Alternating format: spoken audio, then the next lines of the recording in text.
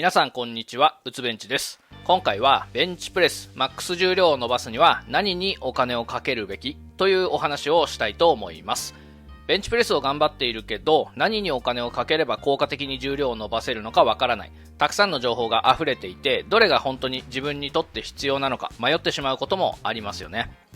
例えば高い会費のジムもあるけど本当にそこに通うべきなのか、食事やサプリメントを買うべきなのか、ベルトやリストラップなどのベンチプレスアイテムにお金を使った方がいいのか、フォームの改善にお金をかけるべきか、プログラムを買うべきなのか、こういったいろいろな選択肢があって悩むことが多いと思います。そこで今回は僕が考えるベンチプレスの重量を伸ばすために何にお金をかけるべきかについてお話しします。この動画を見ると何にお金をかければいいか判断基準が明確になります。このチャンネルではベンチプレスが強くなるための動画をいろいろと出していますので、気になる方はチャンネルに遊びに来てください。役に立ちそうだなと思っていただいたらチャンネル登録をよろしくお願いします。うつベンチ LINE 公式アカウントでは無料でメニュー作成やフォームチェック、お悩み相談もやっていますので、概要欄からお気軽に友達追加とメッセージください。3ヶ月以上メニュー作成を継続していただいた方のマックス更新率は 90% 以上となっています。動画でも事例を紹介しているのでよろしければご覧ください。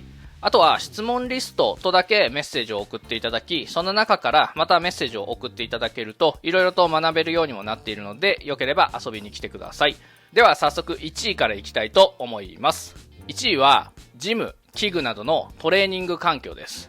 ホームジムの方はホームジムにある器具などですね。なぜトレーニング環境が一番重要かというと、ベンチプレスを伸ばすためにはベンチプレスがやりやすいトレーニング環境が必要だからです。当たり前のことを言っていると思うかもしれませんが、一般的なジムはベンチプレスを伸ばすためのトレーニング環境が整っていないことが多いです。例えばラックの使用制限です。一般的なジムはラックの使用制限が30分から40分ぐらいのところが多いのではないでしょうか。混んでいると20分というところもあるようです。このぐらいの時間だとベンチプレスを伸ばすための環境としては、無理ではないんですけれども物足りないというのが正直なところです。アップをやってトップをやって5セットぐらいやるのが精一杯じゃないでしょうか。僕の場合はトップもセットもギリギリの重量になってくるとインターバルを10分ぐらい取る時もありますので、ちょっと時間足りないですよね。さらに言うとその後に軽い重量で5セットぐらいフォーム練習をしてトータル2時間ぐらいラックを使っています。ホームジムだとこのようなことができますが、パワージム以外の一般的なジムではなかなか難しいですよね。そうなるとベンチプレスの練習が十分にできない、結果的に重量が伸びないということが起こると思います。あとはラックの種類もかなりベンチプレスの練習に影響を与えます。特にラック高の調節幅ですね。この調節幅が大きいラックはベンチプレスをやる上ではめちゃめちゃやりづらいです。なぜかというとラックアップの時にラックが高すぎる、低すぎるということが起きるからです。ラックアップの時点でラックが高すぎるとフォーム組でセッティングした肩甲骨が抜けてしまいますし、今度逆に低すぎるとラックからバーベルを持ち上げるのが大変すぎて肝心のベンチプレス動作の前に疲れてしまうということが起こります。また同様にセーフティーバーの調節幅も大きくなるので、セーフティーが高すぎてボトムまで下ろせないという人がいたり、今度はセーフティーが低すぎて潰れた時に首スレスレに落とさなければいけなくなったりして、とてつもなく不便です。不便というか危険です。セーフティーがしっかりベストな高さに調節できないというだけで怖くてマックス挑戦ができません。最低でも調節幅が5センチ以下、できれば3センチ以下がいいと思います。またベンチ台についても結構影響します。僕は以前使っていたアジャスタブルベンチ、角度が変わるやつですね。このアジャスタブルベンチから MBC パワーさんのフラットベンチに変えただけでベンチがめちゃくちゃやりやすくなって、マックスが140キロから145キロぐらいになりました。5キロ違うって相当違いますよね。それぐらい違うんですよ。幅とか高さとか滑りやすさとかそういうところがかなり影響してきます。なのでベンチプレスの重量を伸ばすためにまず何にお金をかけるかというと、まずはトレーニング環境ですね。例えばですけど3年間月3000円のジムに通って1回30分とかっていう練習環境でベンチプレスの重量が上がらないよりも、1年間月9000円のジムに行ってベンチプレスが自由にできる環境の中でたくさんベンチプレスをやってさっさと重量を上げてしまった方がいいと思います。ベンチプレスを練習する量と上げられる重量っていうのは比例しますからね。これは正直過去の自分に言いたいことでもありますね。ここにお金を払わないで今回最下位のものにお金を払うというのは非常にもったいないと思います。ホームジムとかでハーフラックを買おうと思うと20万円近くかかってしまいますが、月1万円のジム代と考えれば 2,3 年で元が取れます。それぐらいの金額で好きなだけアップができて、好きなだけインターバルが取れて、好きなだけセットができて、好きなだけフォーム練習ができるっていうのは最高ですよ、本当に。もちろんお近くにパワージムがあれば仲間も増えますし、強い人を直接見れる機会があるのでパワージムに行くというのもすごくいい選択だと思います。あとはゴールドジムとかですかね。いずれにしても僕が一番最初にコミットするのはジムや器具などのトレーニング環境です。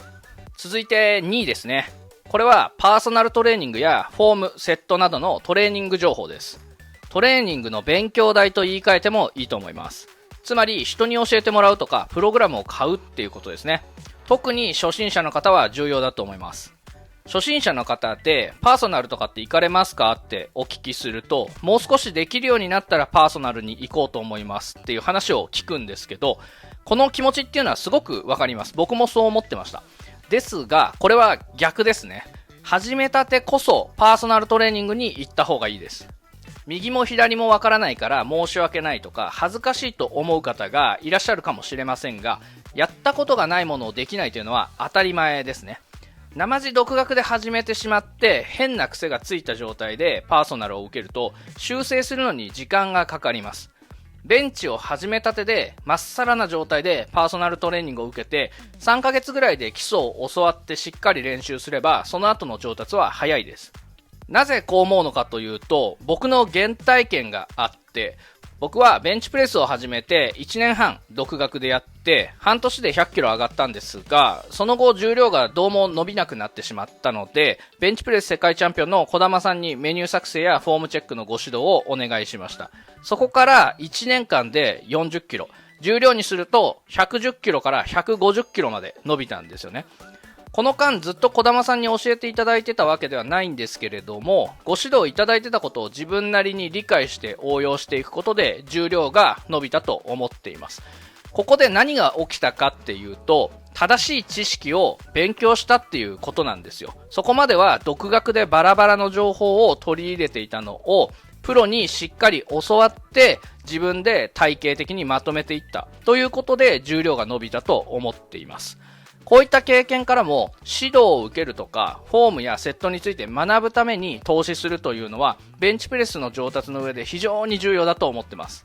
ではどのようなところから情報を取ったらいいのかという話なんですけど、パーソナルトレーニングを受けるのであればインスタグラムとか YouTube などの SNS などを確認してどのような活動をしている人なのかなっていうのを確認するのがいいと思います。この時に自分の目的に合った指導者を選ぶというのが重要です。ベンチプレスの重量を伸ばしたいのに、それが主な目的なのに、それを主な目的としないトレーナーさんに習いに行くと思わぬ展開になりかねません。例えばベンチプレスを教えてほしいという形でパーソナルトレーニングを予約したのに、行ってみたら体の歪みの矯正だったりその指摘とかメンテナンスとかそういうのを何回かやったっていう話を聞きます。もちろんこれも大事なんですけど、回り回ってベンチプレスのパフォーマンスに影響を与えるのですごく大事なんですけど、今の直近の目的とは違うよねっていう話になってきます。実は僕もこういう経験があって、ベンチプレスを教えてほしいですっていう風にして言ったんですけど、永遠にサイドレイズやらされて僧帽筋に入るのは間違いだと説明されたことがあります。こういったことにならないように、あらかじめベンチプレスを教えてくれるかっていうのを文章とか、わからなかったら DM とかで確認しておいた方がいいです。もしくはベンチプレッサーとかパワーリフターのような専門職の方に教わるとかですね。ベンチプレッサーやパワーリフターに教わるのならベンチプレスはまず間違いないと思います。筋肥大を目的にしてるから重量を上げるフォームじゃなくて効かせるフォームを習いたいんだという方もいらっしゃると思いますが、ある程度の重量、ここでは体重70キロでベンチ120キロぐらいまでとします。それぐらいまでの期間というのはベンチの重量アップイコール筋肥大と思って問題ないと思います。この辺の話はセットは筋トレじゃないという動画でもお話ししているので、よろしければご覧ください。体重70キロでベンチ120キロぐらいまで重量が伸びて、しっかりと体の土台を作ってから足りない部分を他の種目で整えてあげる方が筋肥大のプロセスとしては早いと思います。そしてその時にベンチプレスが120キロ上がる技術と筋量があれば他の種目というのは問題なくできます。ですので筋肥大を目的としていてもベンチプレッサーやパワーリフティングのような専門家に習うことをお勧めします。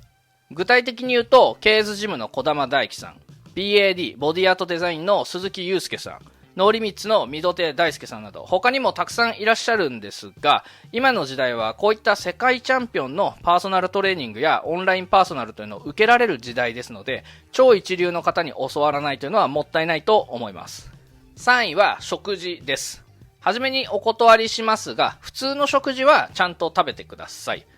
それはトレーニングをしていようがいまいが同じです。普通の食事に加えて何を食べるかというところを前提とします。とは言っても筋肉とか体にとっていい食事というのはそこまでお金はかからないかもしれません。ジャンクよりは高くつきますが、それぐらいの投資はありだと思いますね。米、肉、魚、卵、大豆、野菜などをバランスよく普通に食べていればいいと思います。タンパク質は体重 ×1g っていうのを通常とすると、それより少し多めに体重 ×1.25 から 1.5 倍 g ぐらい取れば問題はないと思います。野菜は少し高いかもしれないですね。とはいえお金をかけるというよりはちゃんとしたものを食べるという意識でいれば問題ないのかなと思います。お金をかけるべきもの第4位はベンチプレスアイテムです。これ意外と低いなと思った方も多いかもしれません。ベンチプレス専用のアイテムにはリストラップやベルト、エルボースリーブなどがあります。これらのアイテムはトレーニングの際に関節を守ってくれたり、怪我を防止したり、フォームを安定させるのに役立ちます。例えばリストラップは手首をサポートして重い重量を扱う際の手首の安定性を高めますし、ベルトは腰をサポートしてくれて体幹の安定性を保つのに役立ちます。エルボースリーブは怪我防止にもなりますし、肘の調子が悪い時は悪化を防ぐこともできます。これらのアイテムに投資することでトレーニングの質を向上させることができますね。ですがこれらのアイテムに関してより高いものを購入する必要があるかはまた別の話です。例えばベルトですが、僕はトレーニング開始当時に3000円程度でベルトを購入しました。そして未だにこれを使ってます。なぜかというとこれでこと足りているからです。4万円以上するレバーアクションベルトを買う予定は今のところありません。あと4万円しかお金が使えないってなったら20キロプレートを2枚買うか2万円のパーソナルトレーニングを2回受けます。リストラップとかエルボースリーブも同様ですね。僕 SBD 使ってますけど買わないという話ではなくて優先順位の話なので、順番が回ってくれば買いますという感じですね。ただこのリストラップに関してももう2年以上使ってますね。硬い方スティフの方はあと数年使えるんじゃないかなと思いますので、多分買い替えはしないですね。そもそもこういったアイテムは使わないでベンチプレスができるならそれに越したことはないです。リストラップなし、ベルトなし、エルボーなしでマックス更新できる体とか技術の状態というのを僕は常に目指しています。なのでアップ120キロぐらいまではノーギアで行うことも多いです。130キロぐらいをノーギアで持って調子を確認することもあります。初心者の方はなおさらギアに頼らない方がいいですね。初めからギアに体を預けるようなフォームでやると成長スピードが遅くなると思います。特にベルトは腹圧がかけられない人がスクデッドでベルトを使うと肋骨が折れる可能性があるので気をつけてください。ただし試合に出る人は公認のアイテムが必要だと思いますので、それはしっかり揃える必要がありますね。あくまで価値観の問題なので高いギアが無価値というつもりは全くありませんのでご理解ください。それは僕だってお金がたくさんあったら SBD のレバーアクションベルト欲しいですよ。かっこいいですからね。パチンってやりたいですけど、それでモチベーションが上がってトレーニングがたくさんできるという人が買うのはありだと思います。でも僕はよりベンチが強くなるために必要なものにお金をかけたいということですね。あくまで優先順位の話です。それじゃあ最後ですね。今回の最下位は5位なんですけど、5位はサプリメントです。今回の1、トレーニング環境、2、トレーニング情報に月1万円以上かけずに、サプリメントに月1万円以上かけている人は、プロテイン、クレアチン、マルチビタミン以外のサプリメントをやめて、トレーニング環境とトレーニング情報に回してください。というのは言い過ぎかもしれませんが、あながち冗談ではありません。僕はプロテインは1回 40g ぐらい、残りは食事から取るとして、月 1kg ぐらいしか使わないですね。値段的にはプレーンのもので2200円ぐらいです。とはいえ2日に1回ぐらいしか飲まないので月1100円ぐらいですね。クレアチンはインフォームドチョイスやインフォームドスポーツのアンチドーピング認証付きのものでも1日 5g 摂取するとして月1000円ぐらいですし、マルチビタミンは月700円ぐらいですね。せいぜいお金かけても3000円ぐらいでしょう。ジムが3000円でサプリに1万円かけている人は僕の考えでは優先順位が逆です。ジムに1万円、サプリに3000円の方がいいです。これは言い切ってもいいですが、ジムに1万円、サプリに3000円の方が絶対にベンチの重量は伸びます。さらに言うと、サプリの3000円全部切ってトレーニング情報を買う方がいいかもしれません。はい、ということで全体の優先順位を考えてきました。ここまでお話ししてきたことを僕の場合に当てはめます。僕の場合はホームジムを3年の減価償却と考えると月8000円ぐらいですね。これはラック、ベンチ台、プレート、バーベルなどもろもろ含めてですね。ホームジムの分少し割安だと思います。ジムと比べて土地代とかスタッフ費用はないので。ですがラックは使い放題、好きなだけアップ、トップ、セット、フォーム練習ができます。トレーニング情報はこれは勉強と言ってもいいかもしれませんが、メニュー作成とかフォームチェックとか有料教材に月1万円ぐらいかけています。僕の場合は結構ここが大きいかもしれませんが、これはベンチプレスの情報を発信しているので仕方ないですね。とはいえ得た情報というのは全て自分に取り込んでから発信していますから、勉強代としては安いもんだと思ってます。食事はそんなに使ってないですね。普通通り、特に追加でお金はかけていません。ベンチプレスアイテムに関しては今年はニースリーブとエルボースリーブとリストラップを買ったので月換算するとだいたい2000円ぐらい。サプリメントは今はプロテイン、クレアチン、マルチビタミン、あとクエン酸、これで月3000円ぐらいですね。合計月2万3000円という感じになってます。ベンチプレスにフルコミットしてる割にはそこまででもない金額ではないでしょうか。これが月3万円使えるならプラスアルファで少し食事にお金をかけたいですね。ということで今回のまとめです。ベンチプレスのマックス重量を上げたいという時に何にお金をかけるかという優先順位は僕の価値観では1、トレーニング環境、2、トレーニング情報、3、食事、4、ベンチプレスアイテム、5、サプリメントでした。例えば3000円のジムに通っていてサプリメントに月1万円以上かけている場合は逆にした方がいいと思います。つまりジムに1万円、サプリに3000円ですね。というかサプリを全部カットして3000円はパーソナルトレーニングに使った方がいいです。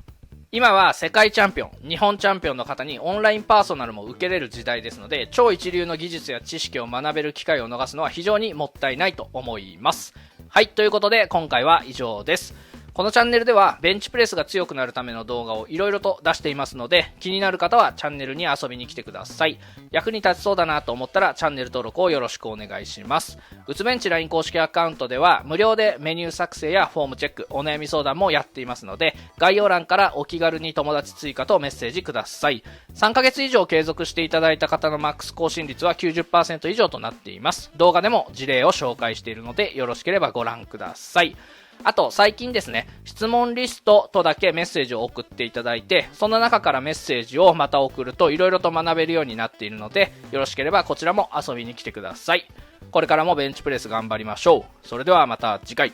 バイバイ。